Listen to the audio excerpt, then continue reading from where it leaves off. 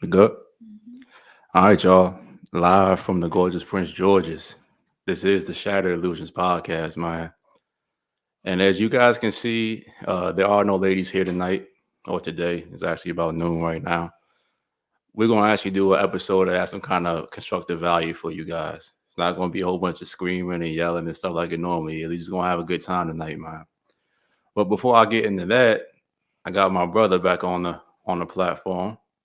Hugo. What's How you going doing, on, man? bro? Gotta give you your cranking shot. Will I take him to the cranking? Yeah. The long-awaited return, man. How you been, bro? Feels great to be back, man. Feels great. How you living? How you living? Everything's good, man. Just trying to live in your world, man. So, and we also got Skylar in the back. I hope her mic's on. It's not, but Can you turn your mic on and say hi to the people, please? hi people. No, you still not on. I turned it on. It's not plugged in. Anyway, we'll get her together in a minute. But before we even get into all this, man, a couple things.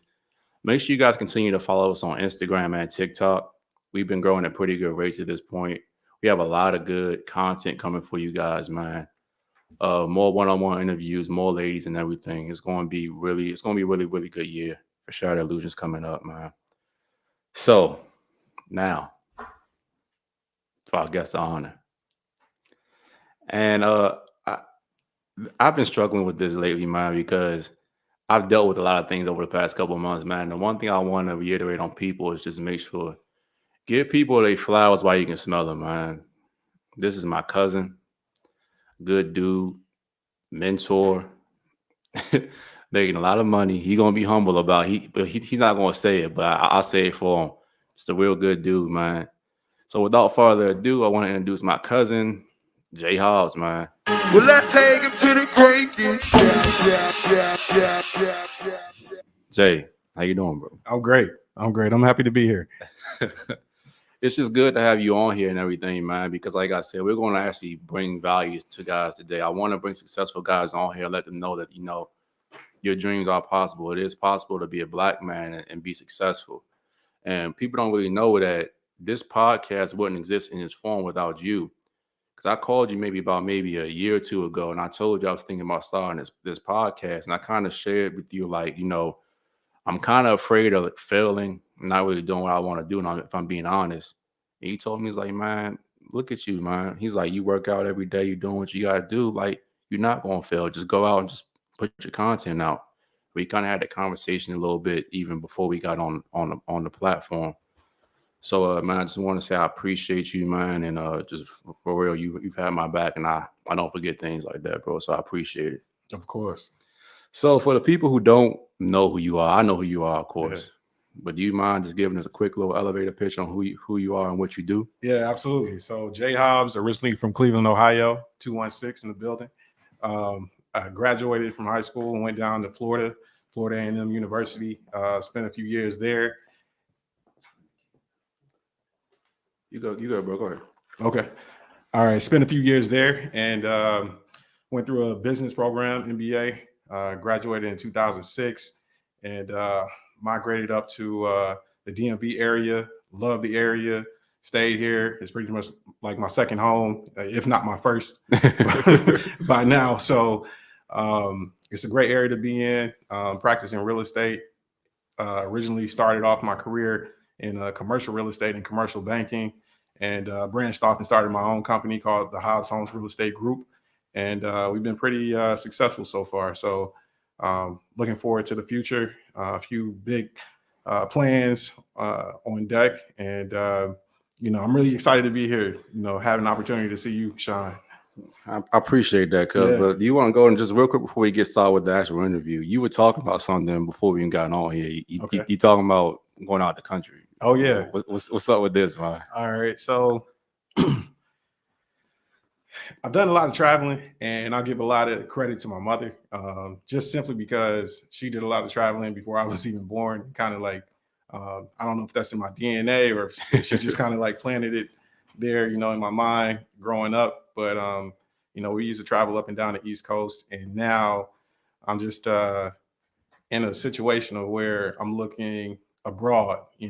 I feel like there are more opportunities for people of color, minorities abroad. There is a totally different atmosphere when you travel.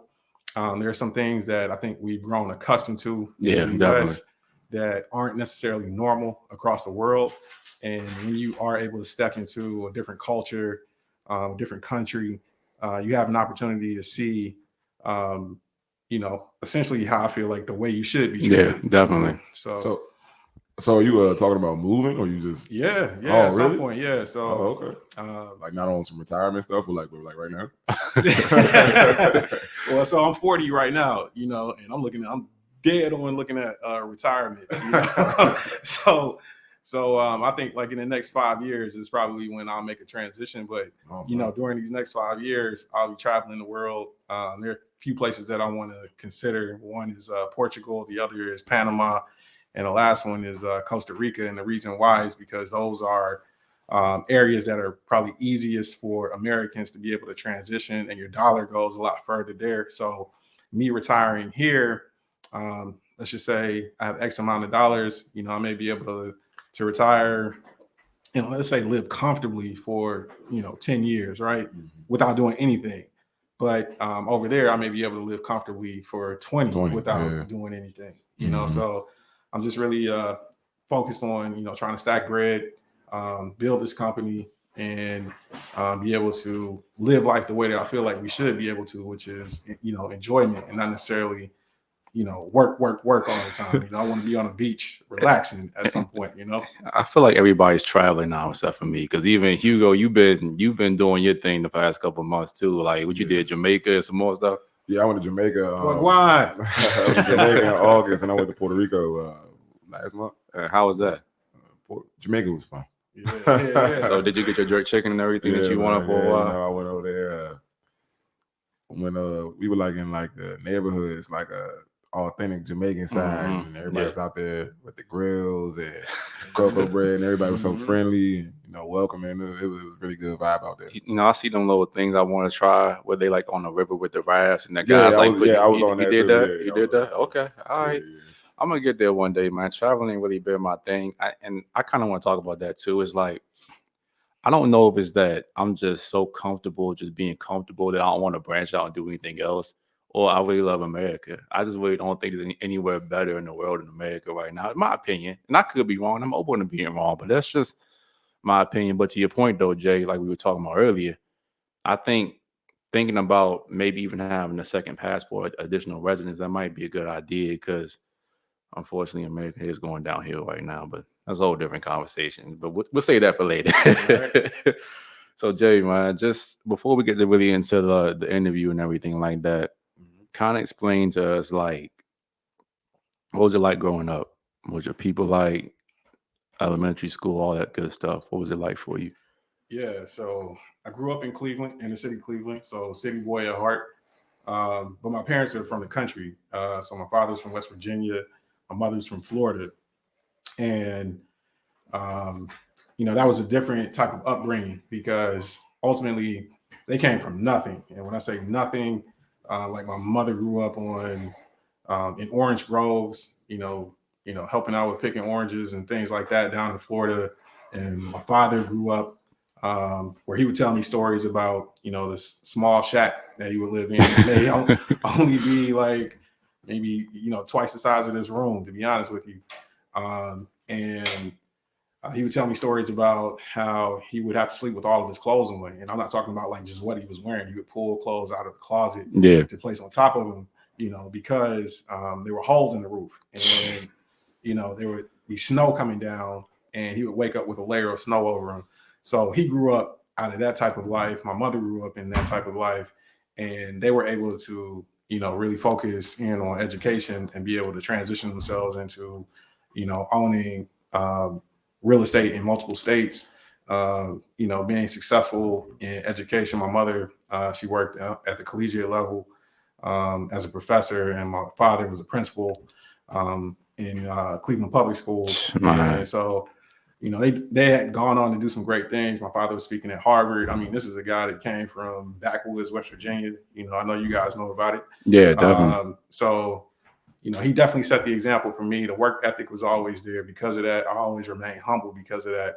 And I always understood that, any steps that I was able to take, it was because I was standing on the shoulders of giants. Yeah. And that's awesome, man. I mean, I just think, like I said earlier, just seeing black men be able to come from nothing and like actually do. And like, your father was like actually really nothing, like at the bottom, getting out the mud, man. You don't really see that too much, these days. Because I mean, I hate being a little bit controversial right here, man, but here it goes. A lot of people have a victim mentality. And, I use this example on the podcast all the time. I say that responsibility and like whose fault it is to fix it is two different things. I give this analogy. So I say that if I have a front yard and the wind comes and blows trash in my yard, that's not my fault that happened, but it is my responsibility to fix it. And I think that sometimes people in this generation now, they want to blame everything but their work ethic on trying to fix the situation. Like, for example, it's because, I'm black. I'm too short, too fat, whatever the case is. And I'm not saying those things do have some merit, 100%. But I think that at this point in the world, if you work hard, you're dedicated, eventually God will give you what you want. That's just how I look at things. So it's just good seeing that, cuz, for real, man. Yeah. So back to that, what you were saying. What contributed to, besides your father, to your work ethic and to your successes? I think ultimately you have to have something in you that wants more. Yeah. And fortunately for me, I had both my parents together, and I was able to see a unit to be able to function in a way that many haven't been able to see. And I never took that for granted, because, growing up, all of my friends, maybe with the exception of one or two, had, came from 2-parent households. Don't get me started. So, I paid attention to that. And when I watched my parents, I watched everything that they did, Right. And my viewpoint was to learn from their mistakes and learn from anybody else's mistakes before I took a step. So I watched, and I'm much more of an observer than I am a speaker. So when I walk in any room, I'm always watching. I'm always trying to figure out, who's who, right. and and how I need to operate and move through a room. So when it came down to like work ethic, for me, it was, all right, I'm watching people do some of the things that I want to do. Now, how do I get the opportunity to be able to do those things? Right. So I just paid attention, to be honest with you. I think that's the first thing. You just have to not talk as much. I know like our culture, oftentimes, we're very boastful people, Yep. Just because I think, we're behind the 8 ball. So when we come to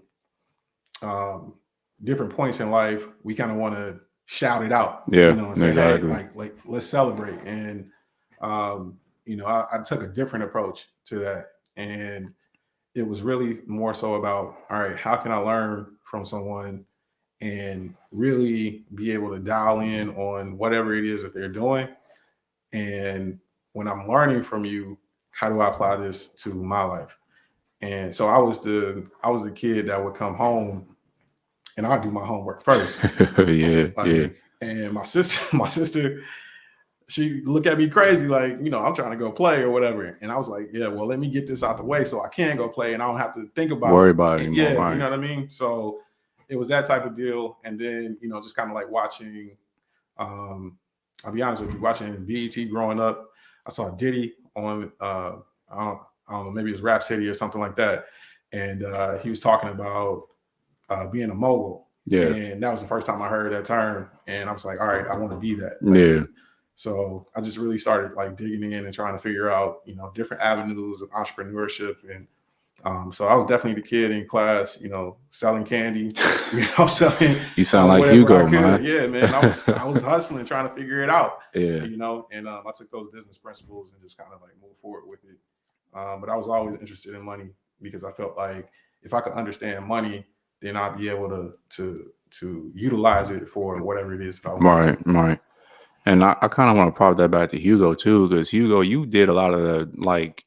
I didn't really understand that mindset back then, but you know how many times you got in trouble in the past for trying to go and sell candy to somebody or something like that, man. It's just Oh yeah, man. Man. Always been a hustler, man. yeah, and you kind of like you've evolved from that point of just selling candy, like, you know, let me get some more kind of business savviness to everything now, man. So it's good that you mentioned that, Jay. It's just like kind of good seeing the whole thing come full circle, man, for real. So the Hobbs Home Real Estate Group, and honestly, as many times we talked before, I never knew that you had an official company until I started Googling. I was like, okay. So I want to come into my interviews as prepared as possible.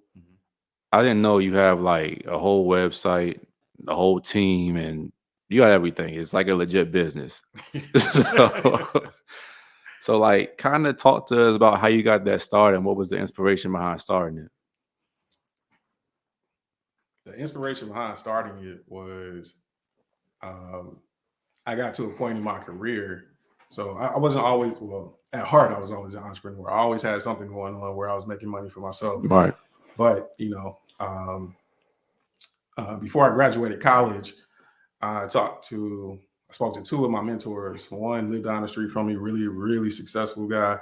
And then I have a cousin down in Florida who has a CPA firm. And I spoke to him and I said, hey, not quite sure what I want to do going out. What do you think? And I didn't really have an idea of what I wanted to do until I graduated. Well, not graduated. My last year in college, I took a commercial real estate course, and everything just started clicking for me. I was like, yeah, like this is it. This is exactly what I want to do. And I sat down and talked to both of them about it, and they were like, nah, that's not what you want to do right now.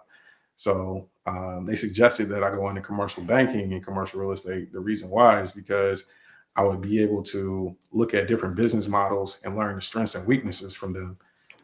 In addition to that, I would be able to learn and get paid at the same time. So I didn't go directly and choose a entrepreneurial path, but I chose my career with the idea that it was going to end in an entrepreneurial path. Right. Because I never wanted to be CEO of somebody else's company. I never wanted to be president of somebody else's company. I always wanted to be CEO and president of my own, because I felt like I knew the channels. But go ahead. And real quick, not to cut you off. So you say it's commercial real estate, right? Explain what commercial real estate is just for the audience. Sure. So commercial real estate really focuses on commercial space. So whether it be retail, so a mall that you may go to, it could be viewed as an office building. It could be viewed as a hotel. Yeah. Any physical brick and mortar space that businesses operate out of are considered commercial space or commercial real estate. So do you only focus on commercial real estate, or do you do like residential homes and everything so now too? I've expanded to commercial real estate as well as residential real estate. Oh, yeah. So awesome, man. Helping people buy and sell homes, lease to own, all that kind of stuff. So you had told Hugo at one point that you thought that he would be a really good fit for kind of going into real estate. Did you ever consider anything like that, Hugo? I'm not quite sure. I'm not, just because I don't think I'm really interested in it. Right. But I do. What I am interested in though is real estate investing more so. Like I don't believe I want to sell the home myself, but that's that area that I'm more so looking into right now. So when you're saying real estate investing, you're saying like maybe like Airbnbs or renting properties out, having tenants, things like that? Yeah, I'm actually in the process right now. Working with one of my mentors. He actually just closed on a commercial space in I think Philly. It has like a shopping mall. It's an apartment, has a shopping mall at the bottom. Shopping mall at the bottom. Yeah. So I'm just kind of picking his brain and things like that. I'm trying to like acquire a second at this moment, but kind of still don't really know what I'm doing. I mean, we all still kind of figuring everything out. Because I mean, yeah, that's what I'm here for. I mean, shoot that text message.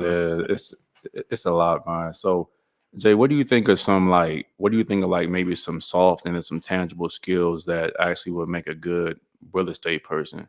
Yeah, I think it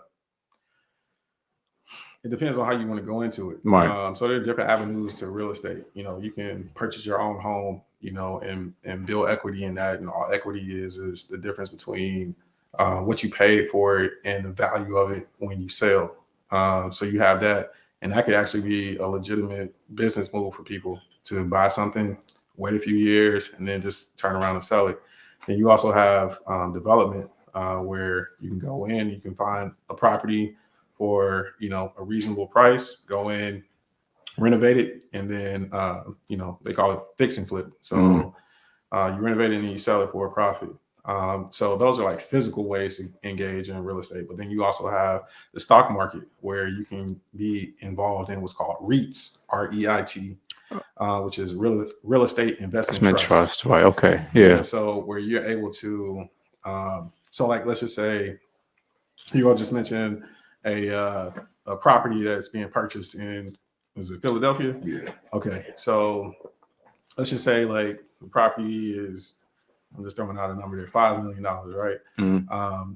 There are companies who will aggregate different properties all throughout the U.S., right? So they'll have that Philadelphia property. They may have another property in Arizona, another property in Texas, another property in California, or whatever it may be. So you have that.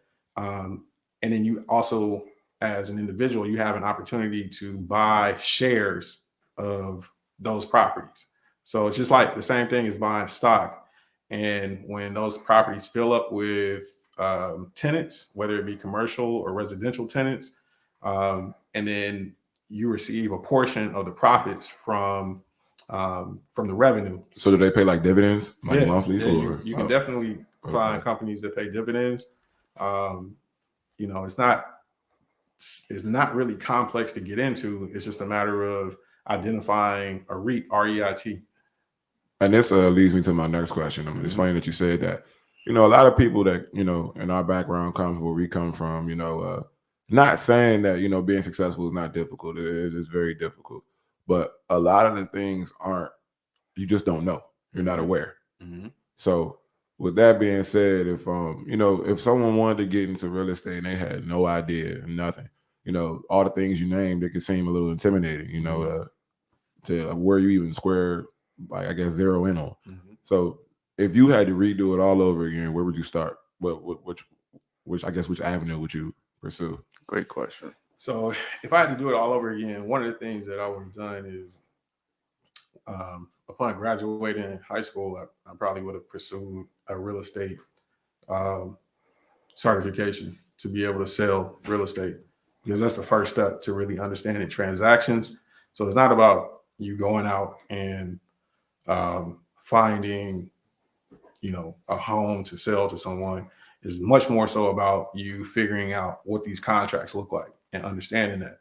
So when you go out and you become a realtor, one of the things that people don't realize is that you can become a realtor at 18.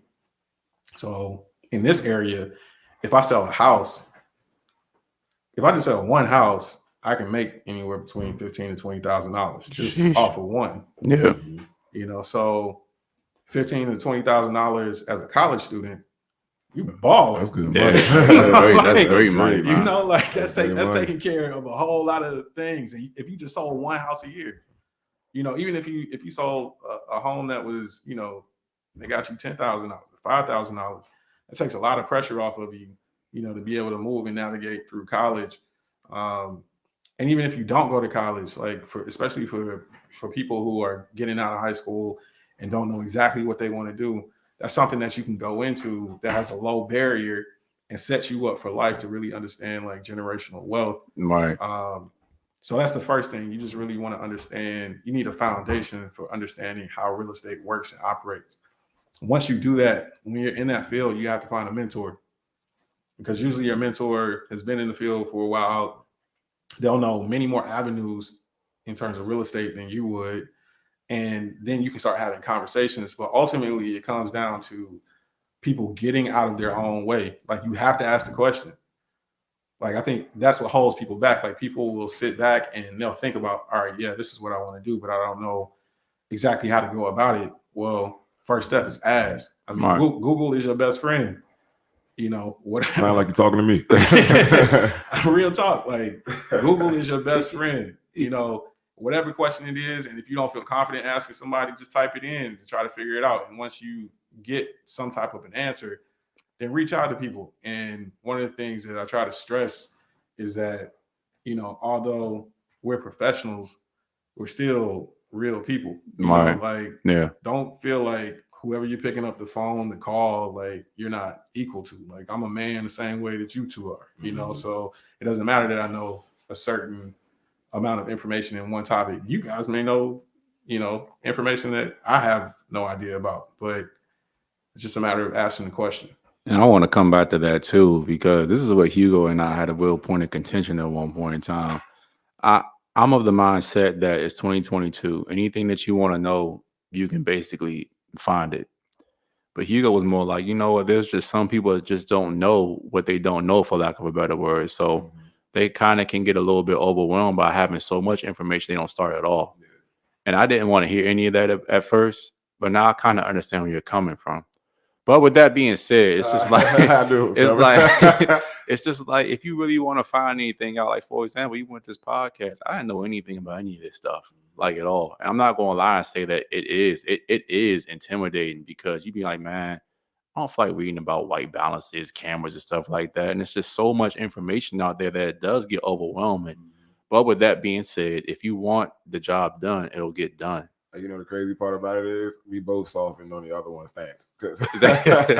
So wait, now how you acting? Now I'm more so the people, man, you just ain't want it. You just want to work hard for it. See, but it's just funny how perspectives changes things, man. Because I was reading this book called The Psychology of Money, man. And I'm gonna butcher this quote, but he basically said that all rich people aren't hard workers and all broke people aren't lazy and incompetent.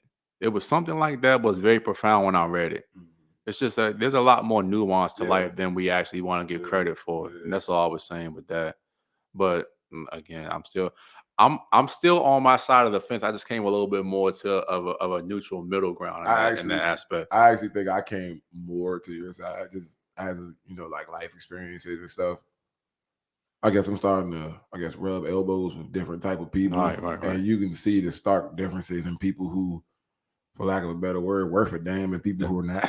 And Jay, I want to ask you about that too, because man, we did an episode last week about the whole PNB Rock killing and everything like that. And you know, I kind of went off on the episode for a couple of different reasons, but it seems like that it's always our people that's involved with, for lack of a better word, some nigga shit. You know, like new details are coming out about the case and things like that. But I just don't like the fact that somebody can work so hard like PNB Rock did, and then he can't wear his jewelry and just go out and enjoy evening with his girl. He got to worry about somebody robbing him and things like that. And I mean, don't get me wrong. You should care about your safety, and you should, if you're a rapper or somebody with status, have armed security. But at the same time, why is that necessary? My point in saying that is, you see white people, two things. First of all, they don't wear the jewelry like that in the first place, because the more books that I read about people who have wealth, people who have real wealth don't want you to know they have wealth for vultures like that. And the second thing is, on the killer side, you had the same 24 hours as that man did. So if you want to be, you don't have to be a rapper, but you can go out and do something with your life. Be a real estate agent, a commercial, what CDL license, do something like that. Yeah. Get a trade. Something like that. Yeah, definitely. So how do you feel about, unfortunately, killings like that in the Black community? Just real quick before we move on. That's a heavy question. I know it was kind of loaded too, but I just kind of want to kind of get your opinion about that. So this one may take me a while. All right. So I'll say this. Take your time, man. It's cultural. Yeah. That's one thing. The second thing is, one of the reasons why I'm contemplating leaving the U.S. is because we are so far behind where we should be because of systems that have been placed and structures that are in place to make it that way. Okay. So, When you say we, who are you referring to? minorities, Okay. specifically African Americans, Black, however you want to phrase it. There's been a war on us, not just here, but anywhere in the world that you go and you see brown people, there's going to be some type of poverty. To be fair, yeah. And that's been, it's systemic. Yeah. That's the first thing. The second thing is everybody's coming from different backgrounds. So there's some people who are operating, like you said before, they don't have information or they don't know how to get the information. And the information that they do have may not be the best. And I agree with that. whatever it is that they have or whatever it is that they value in terms of culture is how they operate and move. So like, that's where we get the whole gang affiliation, you know, like thug type thing. But you also got to realize that Black people, and I'm saying Black people because specifically in the United States, we move cool across the world. We move culture across the world. That's true. I agree with that. So when you have establishments who utilize an opportunity to exploit those things, then you exacerbate the level of cool. So it's cool for you. All right, we can go straight into the court. Go ahead. Rap, right? So it's cool to talk about killing somebody, shooting somebody, stabbing somebody, robbing somebody. It's cool to floss every dollar and jewel that you may have, you know, whether it be on a video, Instagram, you know, TikTok, whatever it may be. Those things are perceived as cool, but the rest of the world, they're able to look at it and not necessarily actively engage and participate in it. So you have people who are doing certain things that jeopardize their life, right? And you also have to be aware of your surroundings. Like I told you guys from the beginning, like I came up and grew up in Cleveland, inner city Cleveland. And I didn't really realize what my personality was like until I left Cleveland to go to Florida. And I realized that I wasn't smiling the same way other people were smiling. I realized I didn't trust people the same way other people trust people. I realized like I wasn't as engaging as some of these other people, but these are from different cultures as well, right? Yeah. But I grew up in inner city Cleveland. That's our culture. Yeah. And it's sad. Yeah. So for me, I was always on swivel.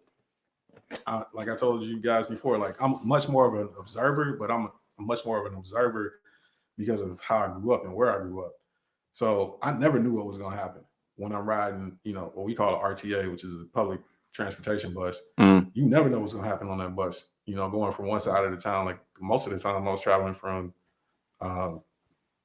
20, 30 miles away. So you just never know what's going to happen. And I get that. And like, but even probably back. So, okay, here's a question. How do we fix that cultural problem then? I can tell you. Let me tell you. Go ahead, please. I'm not cut you off, bro. Nah, this something that weighs heavy on my heart because it's something that I feel affected me, you know, coming up. Not to turn into this, because I know it's supposed to be like a real estate. No, go ahead. No, it's cool. But it goes to the lack of men in the community. I'm trying to tell you that there's not enough men, and I think you can attest to this because how you had a strong father in your life, and people really undervalue that. And what it does to absolutely, bro, young men and young women. I just believe our culture is bad. I mean, to be honest, I think what we're dealing with right now as Black people is evolution of, the same thing they did in slavery. When when they want to break a family in slavery, what they do? Take the man away. Well, you can't forcibly do that now. So what they do in the 70s, they welfare, child support. Get the men, put crack in the cities, get your men out the house. Makes the kids weak, make the family weak. And then never lie, bro. Even in our culture now, like and I know I struggled with this for a long time, and it took therapy and healing to even understand. It's like as Black dudes, our culture, all that, gang, I'm hard up, I'm this, I'm that. That's what we think masculinity is being taught by women. Yeah. That's not what being a man is. You think, oh yeah, because I'm not going for that. I'm getting X, Y, and Z. That's not being. You're essentially having an adult temper tantrum. You know what I'm saying? Like, it's a lot of people in the dirt and a lot of people behind walls because you had a temper tantrum. You don't go hard. You don't look sweet. You know what I'm saying? So Yeah. I think that's what a lot of it is. Like, it's not men. That's why you, like what you were saying about mentors. I believe mentors are so important. Like, it's just not enough men that come and grab the men and go, hey, other cultures had that, other races have that. We don't have that. And D was saying that, even probably back to the PNB Rock thing, or these rappers that get killed, there should be some kind of man in a situation that say, hey, you know what?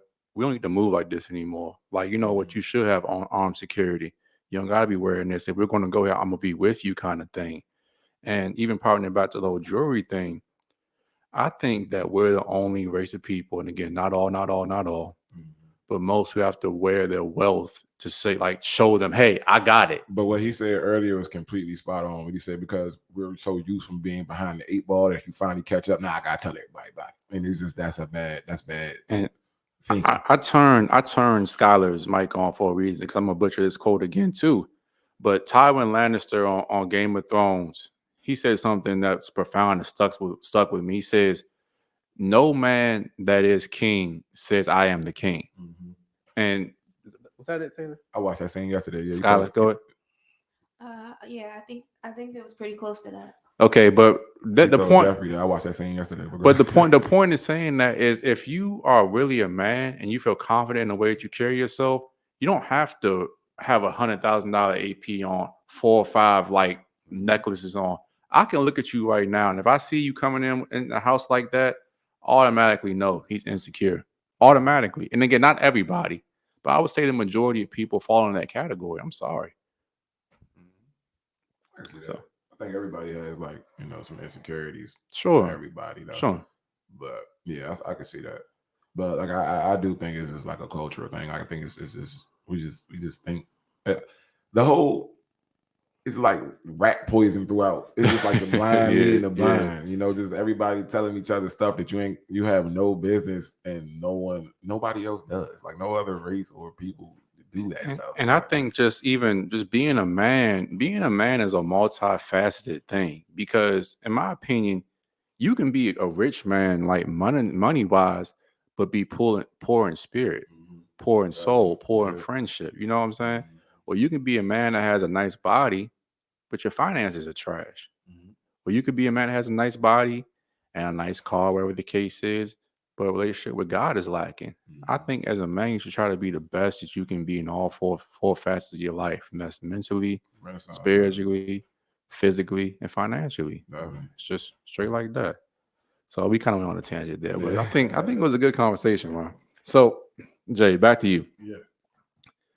What do you think a common myth that is in your field right now, whether it's becoming a real estate agent, whether it's buying commercial real estate? What do you think maybe one of the most common myths is that when it comes to stuff like that? Because here's one that I hear a lot of the time. Well, maybe it's not a myth. Answer this for me. Do you have to be an outgoing person to be a real estate agent? No. Okay. You don't. So I would honestly consider myself probably maybe like 70-30. When I say 70-30, I mean like 70% introvert, 30% extrovert. But ultimately, what I think makes me successful is understanding how to connect with people. Yeah. So it's not that you have to go out every single day and be on every single day. It's just that when you do meet with someone, you have to be able to connect with them. And you also have to know what you're talking about. I think a lot of people will choose you based upon your competency, because there's a ton of professionals that are at the highest levels all throughout any field, that may not be the best at engaging with people, but they know exactly what they're talking about. And I think what people really want is the outcome. Yeah. And that's interesting too. I mean, I think that, like you were saying, skills with people is probably one of the most underrated things that you can do, because you might not be the best real estate agent, and not saying you have to be an extrovert either, but just knowing how to build those genuine connections and actually caring about people will take you a lot farther than any kind of accolades or degrees will. And I've been a testament to that because for a little while I was doing things like personal training. Mhm. And people don't know when you're a personal trainer, a lot of the time, people don't really want a personal trainer. They want a friend. Mhm. Like, so can I count on this guy to just be there for me, hold me accountable, or to watch my meals for the day, Mhm. or listen to my problems about work? Mhm. You can be the best personal trainer in the world and actually get results. Mhm. People really don't care about that. They really more care about the connection. Most people, again, not all, but most people. So that's actually a really good point, man. I really like that. So we all going to have to go through adversity at some point in this life, and even nobody is exempt from hardships of life. Mhm. So Jay, what do you think is probably one of the hardest things you've ever gone through, and how did you kind of overcome that to still come out and be successful? Because people don't know when adversity strikes, life still happens. Mhm. Sun still rises, sun still sets. Still got to pay bills. You still got to go to work and everything like that. Mhm. And people think that because we're men, that we don't feel emotions, whatever the case is, but we do. And actually, I would argue that sometimes we probably feel them, if not more than women, because we have more responsibility, especially if you have a family. So, Jay, what's some things you had to overcome that kind of shook your core, and how'd you get over it? I think the most recent thing is probably just dealing with family loss. Um, and it's one thing to theoretically understand that you're gonna have to be the next man up, but it's totally different when you actually have to step into those shoes, and Right. step into that place. So I'll say when my father passed away, that was maybe like 3 years ago. That was pretty tough, just because I knew that I didn't have the opportunity to really grieve or fold. Like that was for me. Everything that he taught me up to that point um, was important for me to go through in order to be what I needed to be in that moment for my mother, for my sister, um, and also just for my life and being able to navigate professionally and personally. But there does come a point in time where you have to deal with that stuff. You have to deal with those emotions. So those are that was like I think probably the toughest thing to get through. But I also had my biggest year because I was able to focus during that time. But at some point you do have to start unpacking those things. And I'll say recently I started unpacking those things, but that's because somebody came into my life that helped me to unpack those things. Okay. Yeah. So when it comes to adversity, I always say this, that it sucks for men, but there's a saying. It says, hard times create strong men. Strong men create good times. Mhm. Good times create weak men, Mhm. and weak men create hard times. Mhm. So unfortunately, adversity is a part of you becoming a man, Mhm. and it's going to serve you better in the future. I know this is a fictionalized character, but think about every single like superhuman or superhero in the world. Batman had both his parents killed. Mhm. Spider-Man had his uncle killed. Every man that's actually a man of value or some kind of merit had something very tragic happen to him. And I'm not saying that's like a good thing that it happened, but I do believe that it works out for your good in the long term. So when you were going through that time with your father passing and everything, did you like go through therapy? Were you working out? Like, how did you cope with it besides just like lasering and focusing on work? Yeah. So I think for me it was so when I go through tough times, like I really strip away a lot of what I would call noise, Mm, and I focus in like microscopically on what I consider whatever it is that matters. So, um, I focused on my health, so I worked out, I tried to focus on, eating right.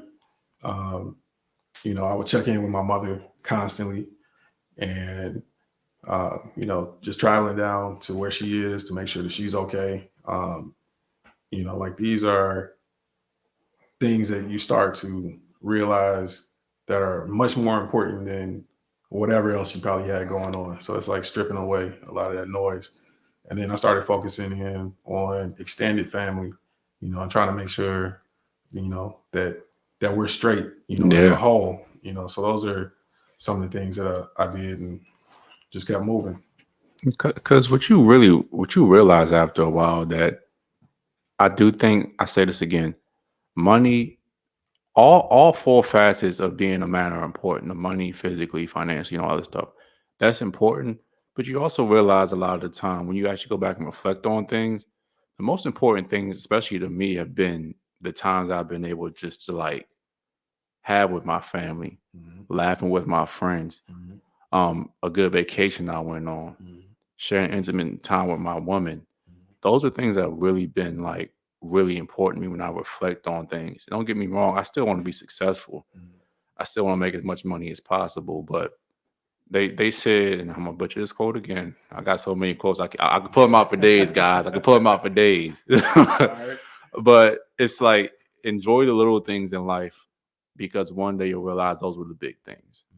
So that's awesome, man. And I heard what you said too. So you said somebody came into your life that kind of made you focus on those things. Does that mean it's a new lady going on around here? What's going on with that, Jay? Go, man. Is it he got a new lady? I already seen the way he was smiling and everything. I already know only one thing can make a man, two things can make a man smile. That wide, man. So what's going on with that? I just got lucky, bro. I can't even lie to you. I got lucky with her. So the funny thing is that I think when I met her, she had let me back up. So she was with her. She found me online. So she found me on LinkedIn, right? Okay. And before she found me on LinkedIn, she was having a conversation with her brother. So this is what she told me. She was like, you know, some of the relationships that she had dealt with didn't go right. She was picking the wrong guys. So she actually solicited her brother, who is in human resources. So he's like, his job is to recruit, right? So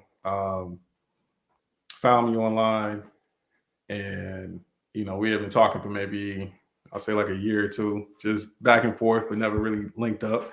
And I'll say a few months ago, I was just like, you know what, I'm finally in a place of where, you know, let me see what happens. You know, we're connecting with her.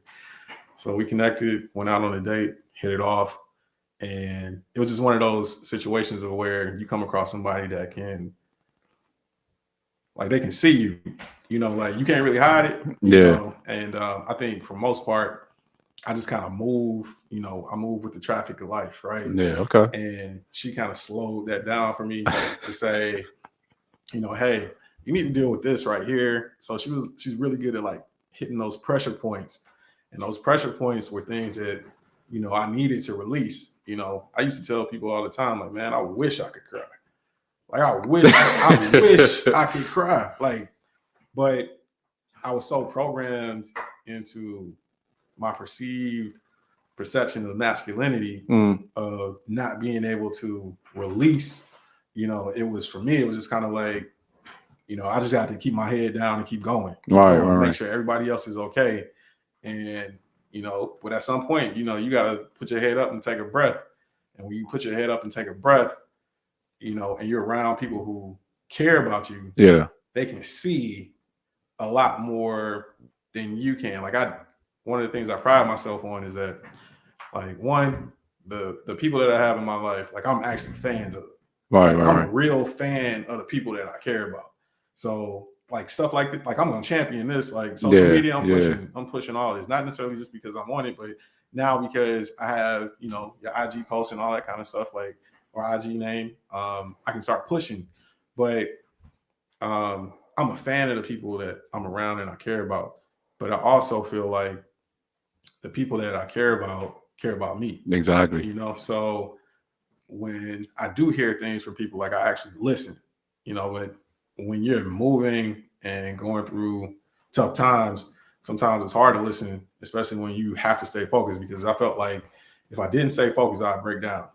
And personally, I couldn't afford to break down and not do all of the things that I needed to do for my mother, or not do all of the things I needed to do for other family members, or not keeping this business going, and the people that I pay and all that kind of stuff. So is it like you're afraid to even stop because if you do stop, you just like you feel like you won't get back up kind of thing? oh yeah, definitely. But I think like it's suppressed, so a lot of times I think men don't want to acknowledge the weaknesses that we have or the challenges that may keep us up at night. So especially black men, man, like we are. If you let a woman tell you, you got to be a superhero. Ultimately, man, because they want you to be everything that they need, right? But sometimes you have to pull from places that may not be the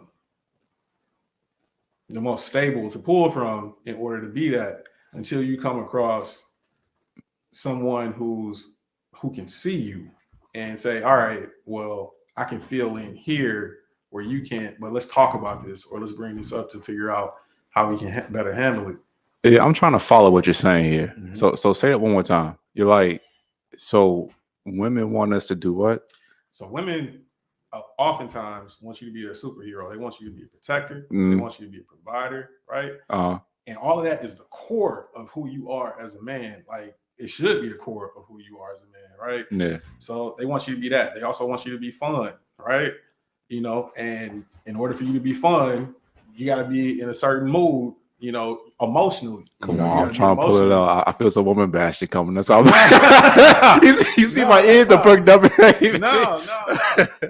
It's not woman bashing. It's just understanding the dynamics of what Yeah, I'm women, messing with you, Jay. what women may feel that they need from a man, especially if they haven't had that before. So Yeah, and I'm not trying to see. It's hard to have this conversation, but a lot of the women that I come across almost immediately start looking at me as husband material, right? why do you think that is? Well- You like, come on, man. But I'm just saying, like, and that's even before like the business and all that kind of stuff. But I think a lot of that comes from my upbringing, right? Right, Me right. having my father kind of showing you what it means to be a man. But you also have to navigate through deficiencies in relationships. Deficiencies that maybe a woman has come from experiencing a past situation with other men, or a situation with family, or deficit in family. What are you thinking right now? See, it's a couple of things. You said a lot right there. I want to unpack a couple of things. First of all, they're looking at you as husband material. Let's be honest, Jay. I think all three of us deal with that. I was going to say, you want to go ahead and speak on that real quick, Hugo? I'm focusing you up, bro. I was just agreeing with you guys that I think women aren't stupid. Yeah, because Hugo and I talk about this all the time. It's just like it's been more so me in the past than him, but women a lot of time they want to, and again, not all. I want to preface it with not all. They want to be with Tyrone, Pookie, and Ray Ray, and then when they get to me, they see me. I gotta be the one that's going to be the one to take them out, wine and dine them and things like that. I'm not knocking because I understand it. And this is my last quote on that. I promise you. I promise you. This is my last quote. But shout out to Dante Nero. He basically has a quote on his podcast. He says, if you don't want women to fall in love with you, don't be so dope. And that's kind of how what it boils down to, man. It's like when you have what you have, Jay, charismatic dude, good looking dude, got your own business, why wouldn't they want to be with you? And especially, not to cut you off, but when you're at that age point, because I'm seeing it right now. I'm approaching 30, and Hugo, you like 27, 28. Yeah, I'm 27. Most men don't have what you have. And there's already a shortage of good men, let alone good black men. let alone good black men that don't have a bunch of kids running around, let alone good black men who actually have their own business.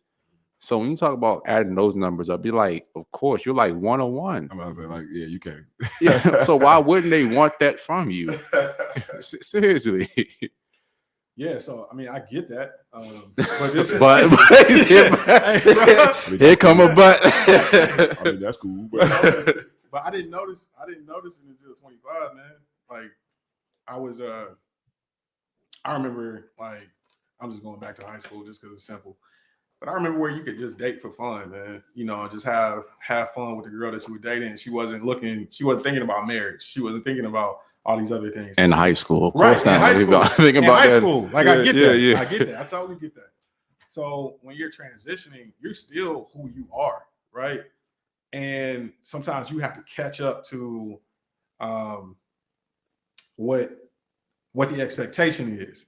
So I just remember that transition once I hit 25, where the women that I was coming across, it was like every single one. It was just like, hey, like, yeah, I'm starting to get that too. yeah, that clock actually starts ticking. I was just about to say that. So then you really have to kind of like double down on your preparation if you decide that you want to be in a relationship, because it's a lot different being in a relationship at 25 than it is being at 35. Never lie, bro. You know what I respect so much about you, Jay? Like going back to what you were saying about the clock, like women live on a different clock than we do. Right. And you know, women, they won't ever just say, hey man, you know, I ain't really got as much time as you do. Can you just do this for me? Nah, they're gonna shame you and tell you that you're insecure, you're running from commitment, yada yada. And if who hurt you? Yeah, and if you're not mentally strong enough, you can be persuaded to be 25 and having a kid and you know, forgetting about the business. That's why I can say I respect that. You know, I think it's about time now, but you know, but you kept the main thing, and the temptations and the pressures from the outside, you didn't compromise the goal, and that's very commendable. That's real, and you don't have any kids at all either. No, man. See, that's another thing. Like, that's an anomaly right there. I'm an anomaly at 29 without any kids, let alone with you being almost 40 with no kids. And I kind of want to piggyback off that too. Like, I've dealt with some women who are a little bit older, and I'll say this: not all, but most women who make it past a certain age and are single, in my experience, has been something wrong with them. I can do you one better than that. Okay. If a woman's single, period, to me. I'm sorry. Fair enough, but okay, we're gonna talk about just that being like, okay, because Skylar, who's technically, you know, a little bit older, but a good woman. And the reason that I know she's a good woman, not because, you know, obviously she's with me, but also it's just that she was taken off of the market very young, but then ended up getting back out here after, you know, she went through what she went through. So I'm not trying to question your judgment, Jay, but a lot of the time when I see a woman that's above even 28 and is single, it's normally some kind of trauma, whether it's a divorce, maybe her ex-husband was abusive, and trauma don't really look good on women a lot of the time. It makes them harder. Trauma is good for men, generally speaking, and there are exceptions to every rule. So my question to you, Jay. I never thought of that, bro. No, I'm telling you. So what made her stand out, even though she's 42? Because I know there are some good women who are above 35 and single, but I would say it's probably the exception more than the rule. Yeah, you can never definitively say anything. Exactly.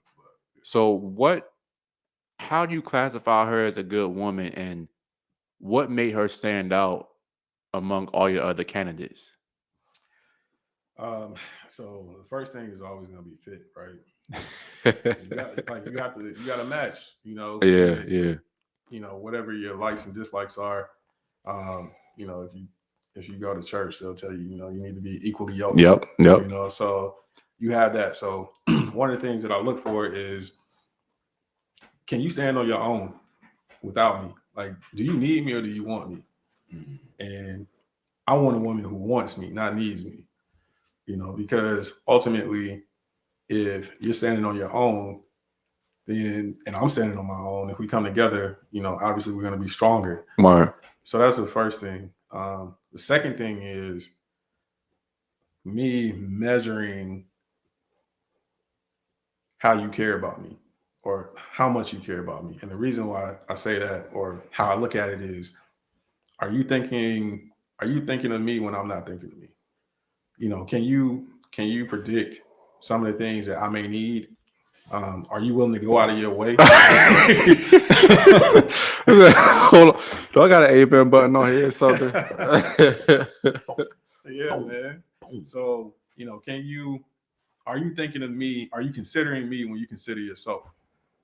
Like those are really key things that you need to have in what I would say a partner. Like a wife is cool, but a wife is really a title.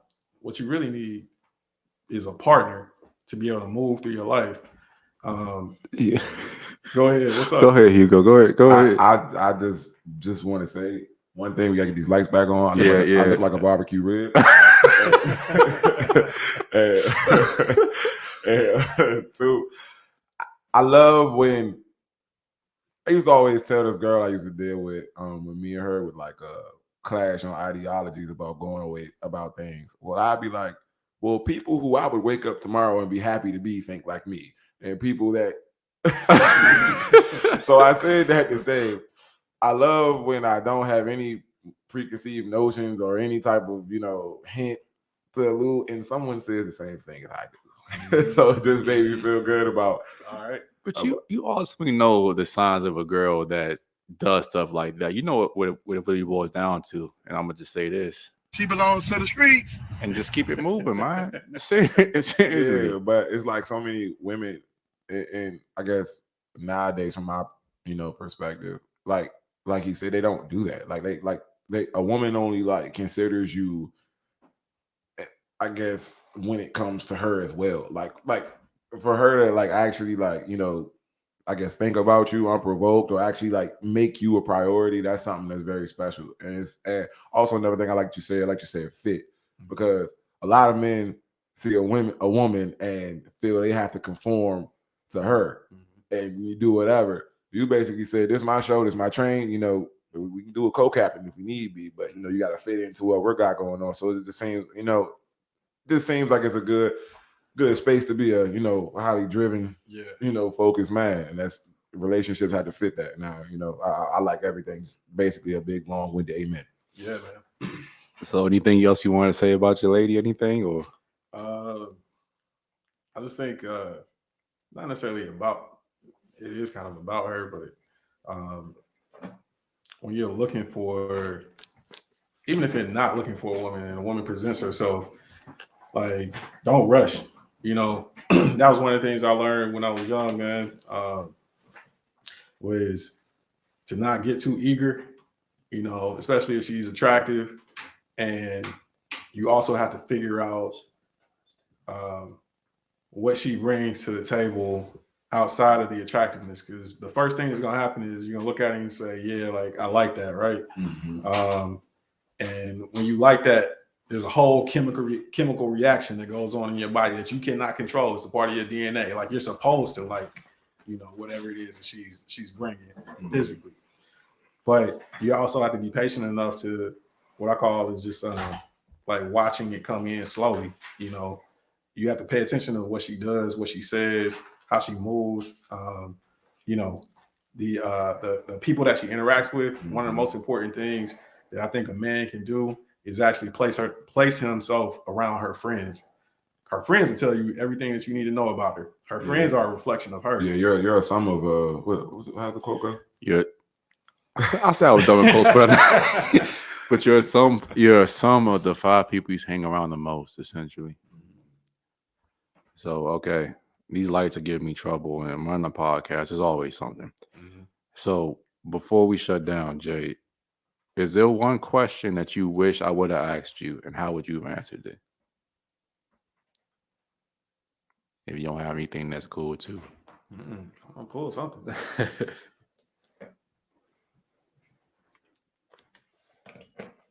I have a bunch of questions. I want to ask you questions now. Hey, go ahead, man. All right, cool. What do you believe in? That's a very broad. It is. That's a very broad question. It is, but there's something to your core that you believe in. So Okay. shoot there. So the first thing that I believe in more than anything is God. And when people use the word God, it's like this generic term these days. It's like the universe or whatever the case is, or people like to say that we're all worshiping the same God. Don't believe in that. I believe that there's only one God who exists in three persons, the Holy Trinity, and my God, Jesus Christ. So that's my first thing. Second thing, I believe in being the best man possible that I can be. We said it again earlier. I hate to keep beating this point, but being the best man I can be mentally, physically, spiritually, financially. I believe I'm not entitled to anything except for what I earn. So I don't think because I'm black or because I'm American or because I don't know, because I'm this height that I deserve anything. Anything that I get, I want to deserve it. And because I worked for it. Let's see what else. I believe that having integrity and morals and character make you more rich than money will ever make you. I also believe that money is important. Money is important. You need to focus on getting that so you can focus on things that are more important. So, a couple of things. I mean, it's a lot more than that, but just a kind of brief overview there. Okay, here you go. Basically, I like to pride myself on morals, principles, integrity, being noble, honor, character. That's how I judge everything. That's how I judge situations. That's how I always kind of feel like I've had a knack for, I guess the spirit of discernment with people. I just judge by, character. And the quickest way for me to pick someone's character is how accountable, how self-aware you are. That's real, bro. And it's easy for me. I can tell how someone thinks. If you tell me about a conflict or situation and the first thing out your mouth is what everybody else did, I don't really have much for you. You know what I'm saying? I don't really think much of you. First thing is, you know what I'm saying? Just say what you mean what you say, be honest. Just do the right thing. More so character. And to clarify that too, I want to get this clear for the audience. Well, I'm gonna speak for me. I'm not gonna speak for Hugo. Mm-hmm. But we're not saying that there aren't external factors of, maybe messing your success up. Yeah. Or there aren't external things that are bad that's going to happen to you eventually. I'm just more of the thing that's like, you know what, no matter what happens, it's still my responsibility to fix my life. Yeah. That's all I'm saying. Yeah, I think people always confuse me when I preach that same thing. I guess they take it very literal. I guess because I just assume it's understood. I don't mean it like that. But what I'm saying is, I'm not saying the hardships don't happen. Things I mean, if you take a magnifying glass and look hard enough, you can find a reason for anything. Amen, brother. You know what I'm saying? So, but I don't even concern myself with things that I can't control. Like, only thing you control is yourself. So you guys got to put your best foot forward. As long as you work hard, I mean, you're not guaranteed to, a certain outcome.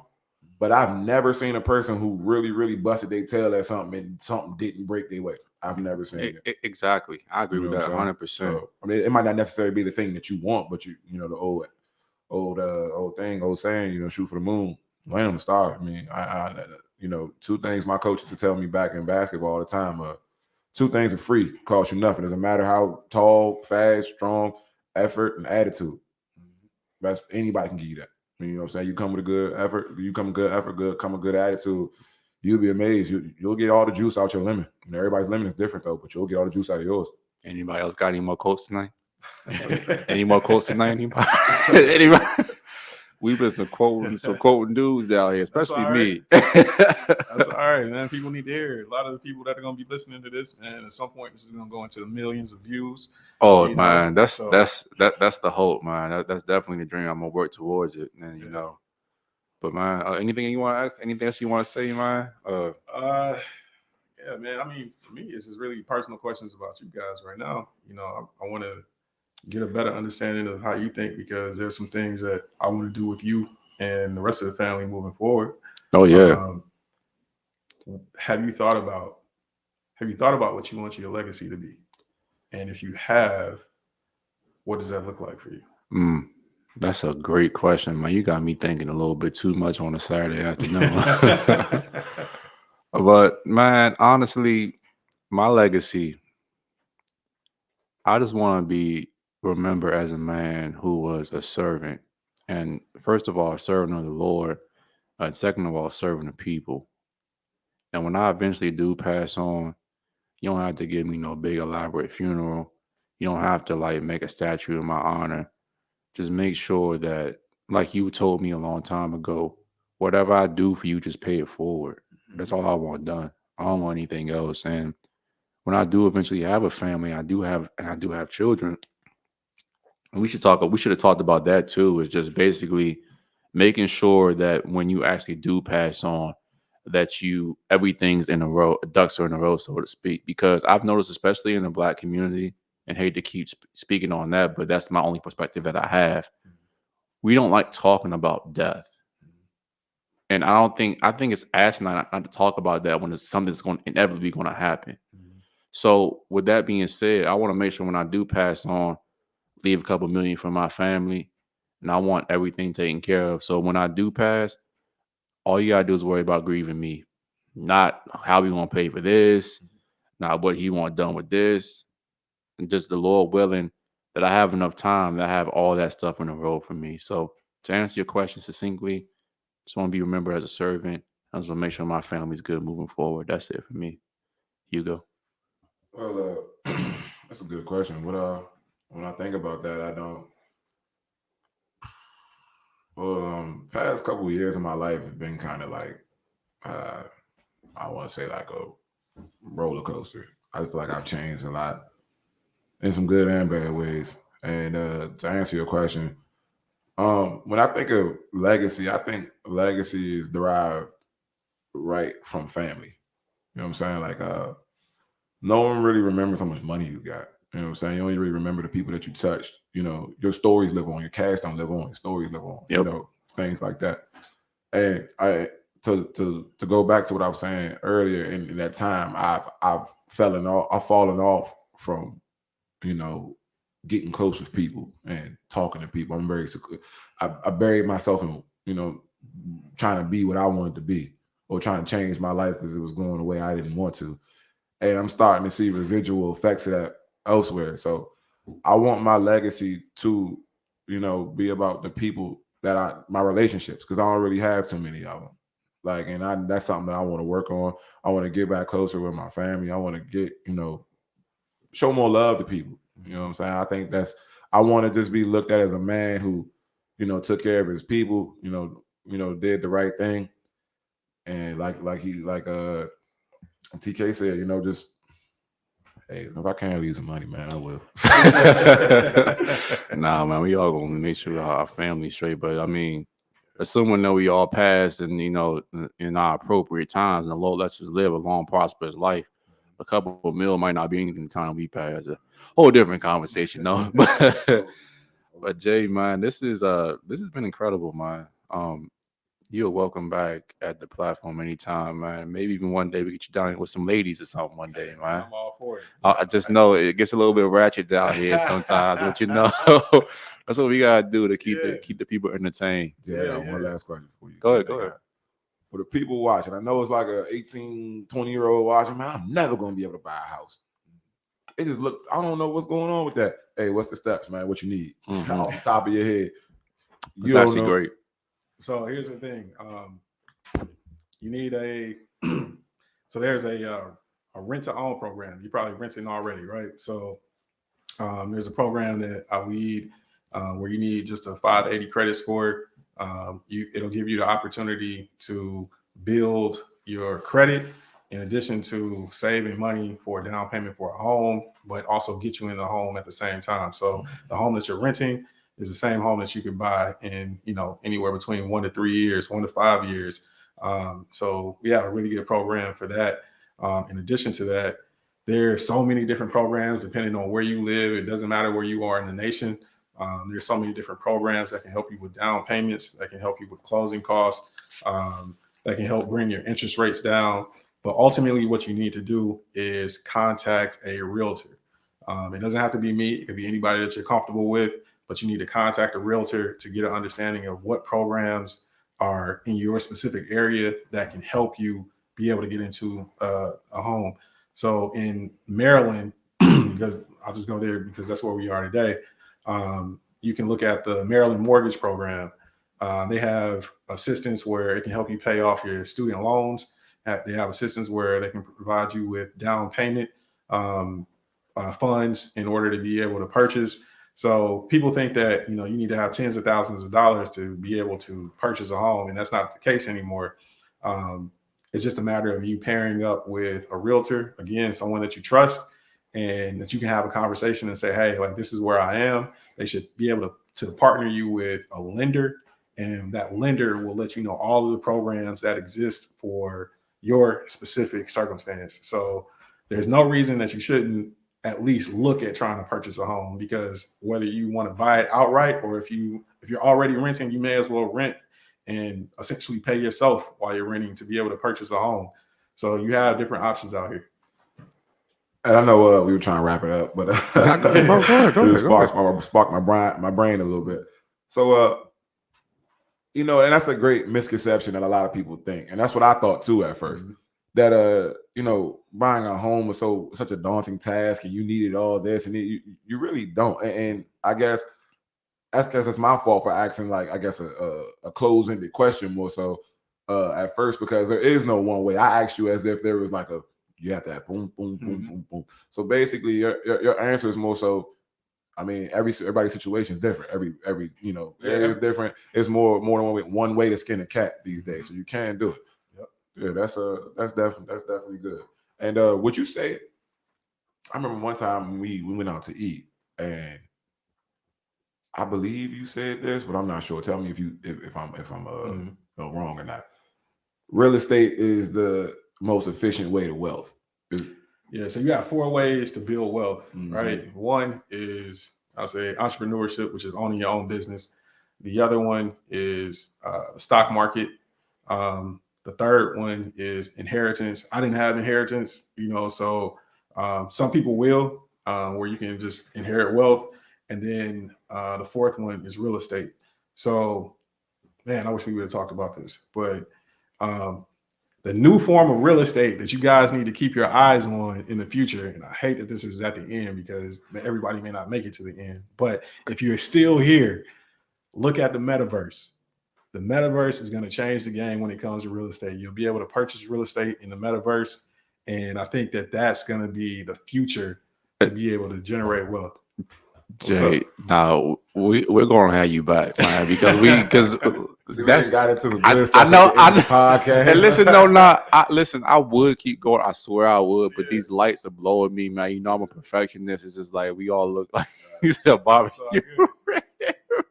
But like, we're gonna have you back, Jay. All right, that's cool. Seriously, man. Yeah. So, anything else you go? A lot of other stuff. We'll just get to it off camera. Yeah. But Jay, tell the people how they can find you, man. Yeah. So if you want to find me, the website is thhreg.com. My Instagram is jay.w.hobbs, Hobbs. You can hit me up either one of those ways. It'll have the rest of my contact information there. Yeah, and guys, we'll put his contact information and everything down in the description of the video, so you don't got to worry about it if you didn't hear it. Hugo, it's good having you back, bro. Yes, man. Yes, sir. Great to be back. Last thoughts on the show, man. How did everything go? Oh, man, I could actually sit here longer, man. I forgot the cameras are here. Felt like we at the bar, just talking, chopping it up. That's how a podcast should be, man. Yeah, man. I enjoyed myself, man. It was Jay, thank you, man. Yeah, another banger. Let's go. Yeah. Yes, sir. So, Skylar, any thoughts on the conversation? Anything you want to say? You've been quiet back there. No, I'm good. You guys did a great job covering all the topics, and when Jay comes back, I'll have a list for him. Cool. Oh, one last thing. Go ahead. Yeah, go ahead. Camera on him. Yeah, so money isn't the most important thing. What I really focus on is freedom. Money allows you the ability to have access and freedom. That's really what you should be shooting for. The money is just a tool. So the only thing that you'll be able to take away from your life are going to be your experiences. Your body's going to leave here, but your consciousness will carry on. So have as many experiences as you can in this life form and focus on trying to attain freedom. I think I'm gonna end up probably clipping that one, man. So, Right. so man, like I said, we have a lot more content coming up for you guys. Jay will be back. Nothing but a phone call away, man. And seriously, Jay, from the bottom of my heart, man, thank you for serving as a mentor to me. Thank you for being my family, man. Thank you for being here for me during our difficult times, man. Also, guys, remember Jay's links will be down below. Like and comment the video. Follow us on TikTok and Instagram again. Anybody you want to see on the podcast, hit one of the team members up. Speaking of which, shout out to them. Shout out to D. D's birthday is tomorrow. So happy birthday, D. My man Oliver is not here. Will's being Will and K-Dot, man. I'll have y'all back on the platform soon, man. But that's all our time till the next time, man. This is the Shattered Illusionz podcast. We gone. Will I take him to the creek? Yeah, man. That was dope. How long? Hour and